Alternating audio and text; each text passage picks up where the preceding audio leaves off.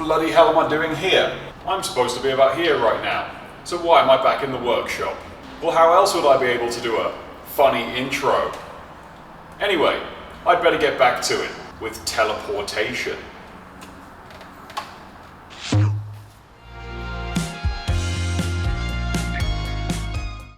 I'm going to ride something like 30,000 miles in I don't know how many days through a lot of different countries.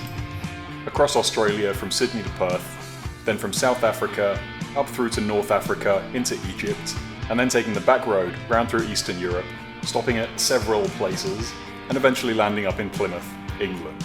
I'll be bringing cameras. These ones. I'll be going on my own, so there won't be a cameraman. Everything will be filmed by me. There will also be no support vehicles. I'll be travelling around the world, linking up with myself at the borders. But really, the motorcycle will be on its own.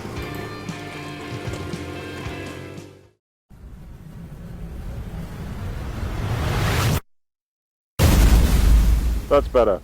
Well, let's not do any more teleporting. Anyway, let's go. Now today's episode is about the Nullarbor and everything west of it. I'm starting my adventure about here. And my plan is to cross the Nullarbor and enter Western Australia. Now I'm guessing you've probably heard of it, and you've seen lots of lovely videos of people riding through it and having the best time of their lives. Well, let me tell you some harsh realities. Firstly, if you're into phone signal, it ends about here. And you've got a stretch of about 1,200 kilometers that you have to sit through. Thankfully, some of the places you can stop are bloody fantastic, like this one.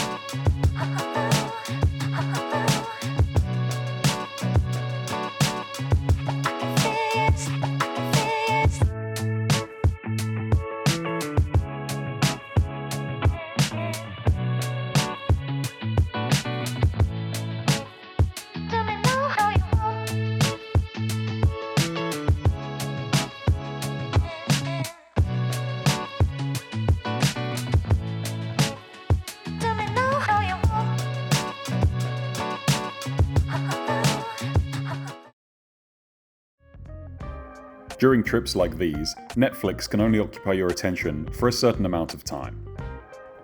After this, you have to resort to other things.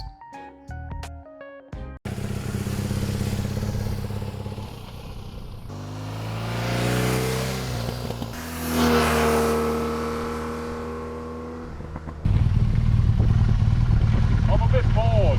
I think I need a distraction.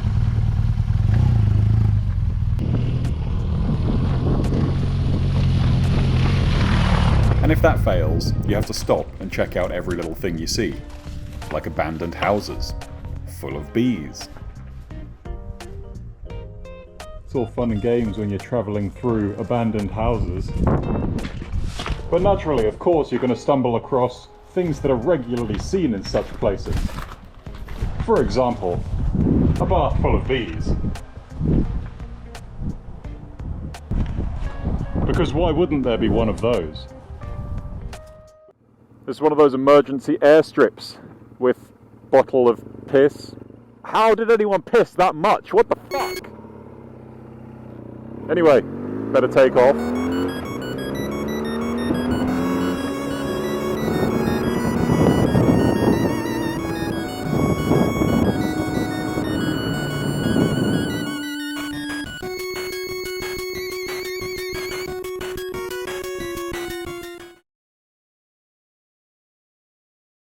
Call me morbid, right?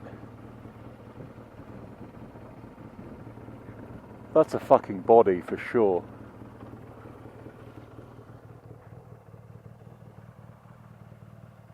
Oh, what the fuck?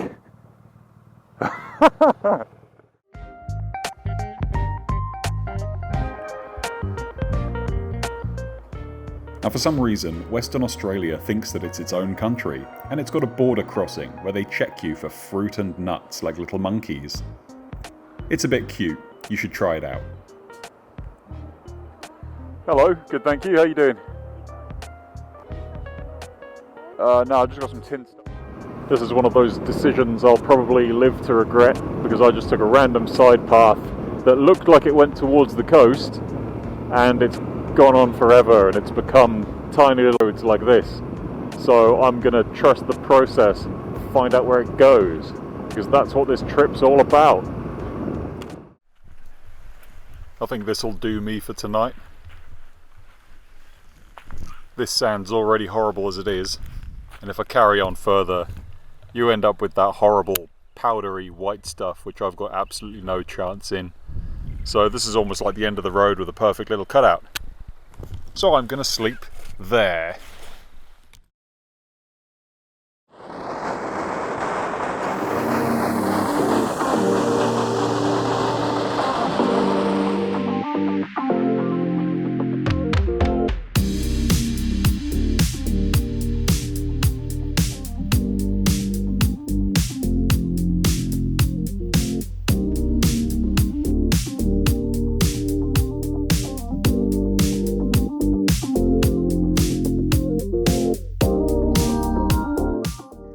At this stage, I was frankly bored. All the roads look exactly the same, you can't really go to the coast, you can't see the sea. So I decided to just lump it and do the most kilometers I've ever done in a single day on a motorbike. Today, I travelled 850 kilometers. This was from Sigtuna to Norseman.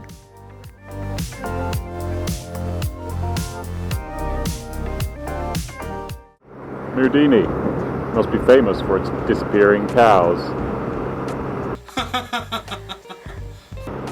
Well, there are no cows anywhere to be seen, so I guess the legends are true. There's literally nothing here. Nothing, nothing, nothing.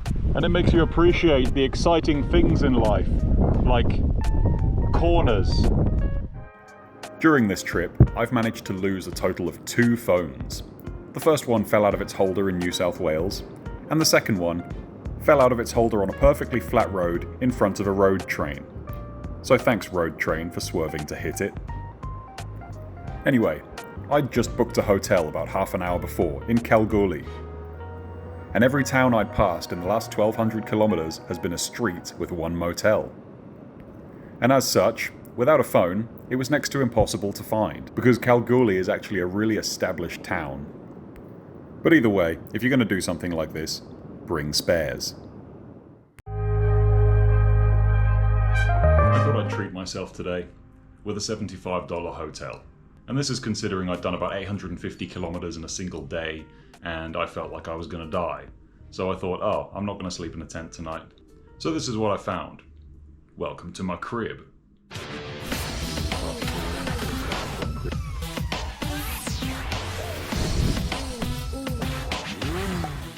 I know it kind of looks like it's been lived in, because it has been, because this is the morning. But anyway, today hopefully I will end up in Perth. And then I'll be able to load my bike onto a thing. And I'm actually really glad I did this part of the trip in Australia rather than just shipping it from Sydney, because I have found so much stuff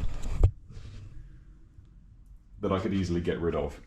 Almost this entire thing is full of little bits of crap that I thought I might need, including stupid shit like a waterproof bag. So I can free up all that space and loads of other stuff. And this one's about half as full as it was. So I'm pretty happy with that. The only other thing I have to do is figure out a proper phone mount, because this one decided to drop 2 phones on the way here. One of them was on a pretty bumpy road, so I thought, oh, it's understandable. But the other one was literally going down a highway, and my spare phone fell out of the holder, and I'm pretty sure the road train behind me swerved a little bit to run over the phone. So now it's in many bits. So now I have to add 2 new phones to the shopping list of things I have to get, and that's not cheap. And in the meantime, while my bike is going to be at sea, which is about a month, I'll be able to figure out something better to hold it in place. Because that phone holder was ripped off in a rage and thrown somewhere. I wonder who by. I love this marsupial pouch. It's the best invention. Thank you, Alpine Stars.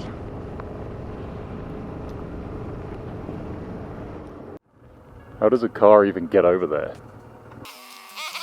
Don't desperately want to drop anything because there could be snakes here.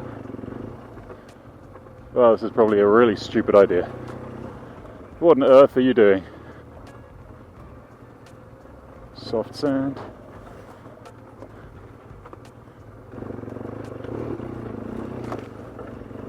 Well, that was surprisingly okay. Might be getting better at this off-road thing. Famous last words.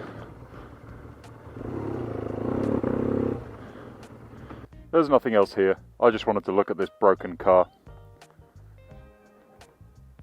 Now I've got to hope I can actually get out of here.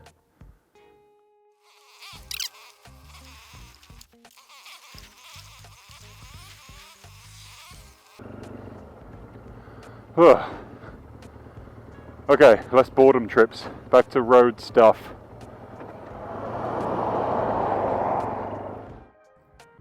Now thankfully things get a bit more civilised as you head towards Perth.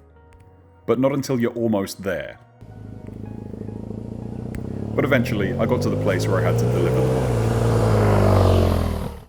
So this is the last 5 kilometers of the trip. And as you can see, I don't know if you can see, I've done 400 kilometers to this tank with a fuel economy of 5.6 litres per 100. And I've been told that I need to deliver this bike with as little fuel in it as possible. So what I've done is, because right now is the time where I would be thinking I should fill up really soon, otherwise I'm stranded. So I have put 5.6 litres of fuel in the bike to give me an extra 100 kilometers of range.